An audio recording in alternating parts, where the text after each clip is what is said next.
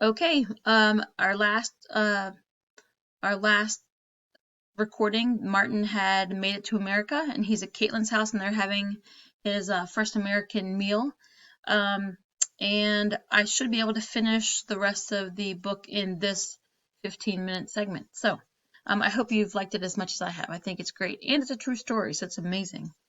Okay, the next day, Anne and Rich hosted a party for me and invited all of Caitlin's relatives and neighbors. I met aunts and uncles and cousins who greeted me as if I were a long-lost relative who had finally come home. After we ate, Anne stood up to make a speech. She introduced me to the family formally, and as she did, her voice grew wobbly, shaking with emotion. This stirred something in me. It brought me back from the high-in-the-sky feeling I had ever since I boarded the plane in Paris. It reconnected me to the ground, and to the fact that I was standing next to my best friend in her backyard in Hatfield, Pennsylvania. Anne paused mid-sentence to collect herself, and I began to speak. It was not rehearsed, or even intended. These words came from deep inside me, waiting to emerge. I just want to thank you. You really don't understand what part you have played in my life, and in the lives of people who are dependent on me. This is going to bring a great change to my family. It has always been my dream to go to college.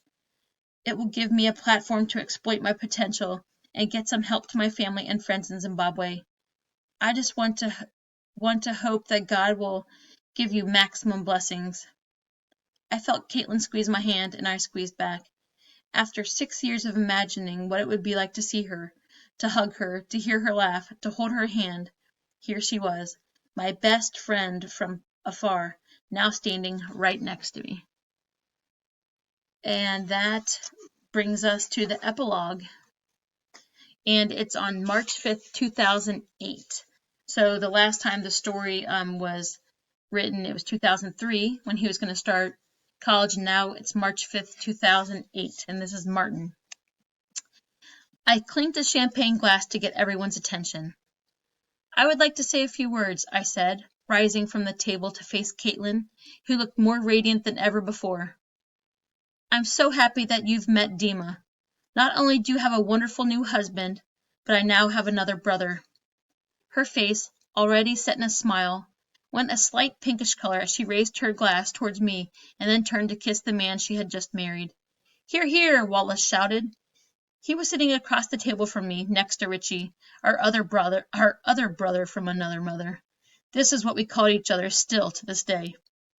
A few weeks earlier, Caitlin had phoned me in Manhattan, where I was living and working, to say she was going to marry Dmitri, a guy she had met on a cruise with her parents the year before.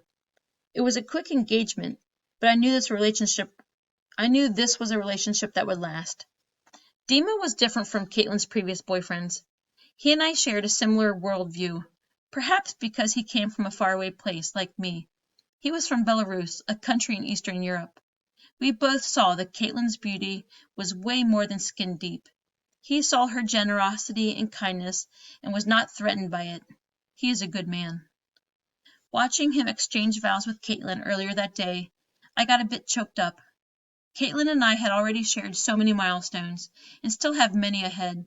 I did not know then that I would go on to do my MBA at Duke, or that Caitlin would finish her nursing degree, as she had planned since she was 16, or give birth to a beautiful baby girl. All I knew was that we both had witnessed so many of each other's dreams come true. This day was another in a long list of special moments I got to share with her, starting with the very first letter she had sent 11 years earlier. I sat back down and looked around the table. Anne had happy tears streaming down her face, and Rich was so proud I thought his head would pop off. Nan and Pop were beaming, as was Grandpa Stoswitz. I don't know how to say their name, sorry. Richie was there with his wife, Jenny, as was Wallace with his, Doreen. There was so much happiness at that one table. I only wished that my family back in Zimbabwe could be there as well. I kept in touch with everyone back home through letters and phone calls. In fact, as soon as I was settled at Villanova, I got a job in the admissions office and told Anne that I wanted to take over sending money to my parents. She had done enough. but she insisted on sending money to them the first year so that I could focus on my studies. I began saving and got a second part-time job at Taco Bell to earn more. That summer, I got a full-time job working for an insurance company, then continued to work and study during the following year as well. It took some time, but finally I was able to save enough to buy my parents a new house in Mutare. They moved out of Chisamba Singles the same year I graduated from Villanova. Knowing that my mother has a water faucet in her own home, in a bathroom with a toilet, and her very own bed brings me peace. It makes the richness of my new American life all the more enjoyable. To this day, I continue to send money home to my parents, and I made sure that my siblings stayed in school no matter what. I kept my promise to my mother, the one I made right before I left for Victoria Falls and Villanova, that even though I was leaving her, it was only to be a better son to her and my father, and the best brother to my siblings. My dream to come to America was never for me alone. Lois remained number one in her class and is planning to come to college in the United States. I promised her she would, just as Caitlin had promised me that I would. Soon my sisters will meet for the first time. My family and Caitlin's stopped being two separate families a long time ago. It started with a letter, and then all of our lives were changed forever. And that is the story. So it's pretty amazing. He's successful in America. He's helping his family. Caitlin's family was very generous and loving. I don't know, just such a great story. Okay, I hope you guys liked it.